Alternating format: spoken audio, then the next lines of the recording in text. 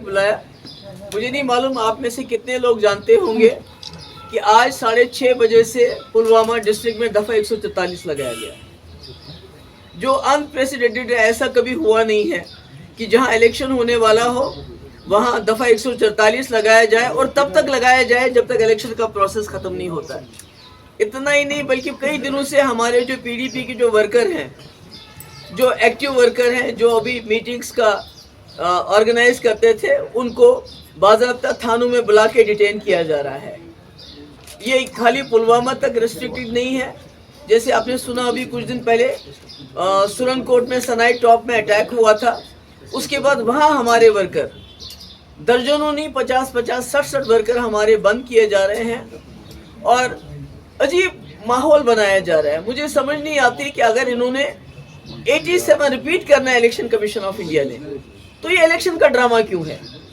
अगर इन्होंने यहाँ पर इखवान को खड़ा करना है, इखवानियों की जमात को खड़ा करना है, अपनी प्रॉक्सीज को खड़ा करना है जिनको ये सपोर्ट कर रहे हैं, हालांकि अभी ये खुली तौर से सपोर्ट में नहीं आ रहे हैं बिकॉज ये चाहते हैं कश्मीर के इलेक्शन हो जाए, उसके बाद ये राजौरी पुंछ में अपना सपोर्ट डिक्लेयर करेंगे।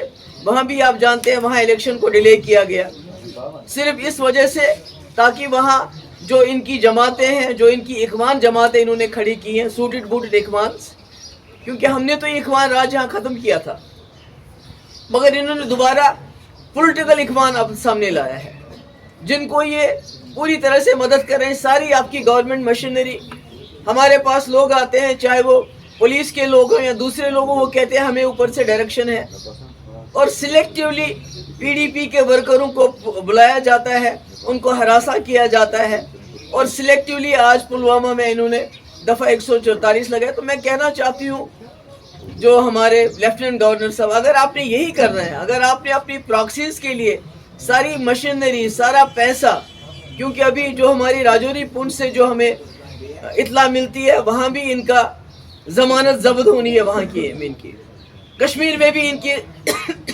जो पार्टीज है उनकी जमानत जब्त होनी है।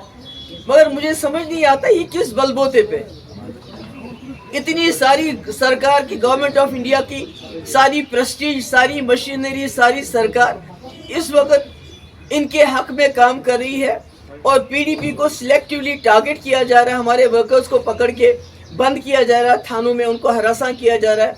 परसों हमारा 70 साल का आजम मलिक, उसको बंद किया और 2 दिन के बाद उसको छोड़ दिया। आज फिर से हमारे वर्कर जो हैं वहाँ सुरनकोट में बंद किए गए, 60 पहले बंद किए, उनको छोड़ दिया, अब दोबारा और लोगों को बंद किया जा रहा है। हमारी मूवमेंट वहाँ कर्टेल हो रही है।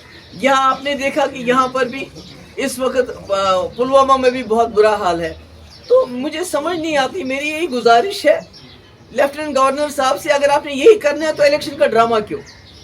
अभी तो हम 87 के कांटे भी नहीं निकाल पाते हैं। अभी तो हमारे कब्रिस्तान 87 के जो उस दिन दांधली हुई थी उसकी वजह से भरे हुए हैं। हमारी बच्चे ये यतीम हो गए हमारी बेवाएं यहाँ हो गई हैं और नतीजा है 87 का इलेक्शन। बड़ी मुश्किल से वाजपेयी जी ने 2002 में रेड फोर्ट से ऐलान किया कि जम्मू कश्मीर में फ्री एंड फेयर इलेक्शन हुए और बड़ी मुश्किल से कश्मीरियों का भरोसा है इस वोट की पर्ची के ऊपर।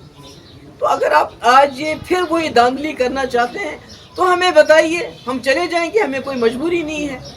हम क्यों लोगों को, वर्करों को इस वक्त उनको उनकी जान जो है जोखिम में डाल दें?